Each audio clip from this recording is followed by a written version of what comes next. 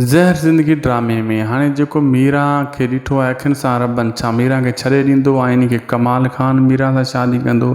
छा मीरा बेगुनाह वीचारी विच में तंग थी मतिलबु हिकिड़ी फासी वई कमाल खान जे चाल में? रबन इतबार कंदो मीरा ते या न उनजी ॻाल्हि ते?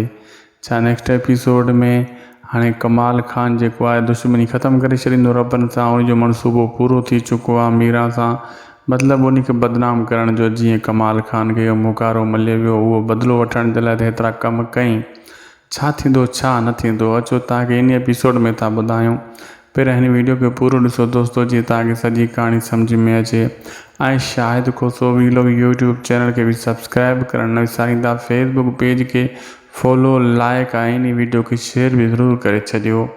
दोस्तो तव्हांखे ॿुधाईंदा हलूं, तव्हां ॾिठो हिन किस्त में त मीरा मारण जे इरादे सां आई कमाल खान खे, हू पिस्टल बि रखियूं वेठी, ठीकु आहे न।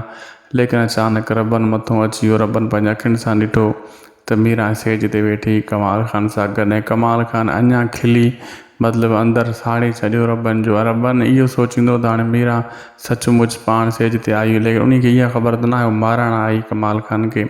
हाणे अॻिते हली जेको आहे मीरा ऐं रबन जूं जुदायूं शुरू थी वियूं। नेक्स्ट एपिसोड में तव्हां ॾिसंदो त मीरा जी ॻाल्हि ते एतबार कान कंदो रबन, लेकिन मीरा पूरी कोशिशि कंदी रबन खे परचाइण जी, सचाई ॿुधाइण जी।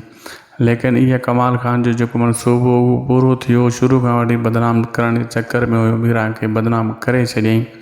ऐं हाणे उहो रबन खे नुक़सानु कोन पुॼाईंदो, लेकिन रबन सिर्फ़ु मीरा ऐं हाणे अॻिते हली जेको आहे रबन ऐं मीरा जी जुदायूं हलंदियूं, इन्हनि जो पाण में मतिलबु थोरो घणो भंडण हलंदो।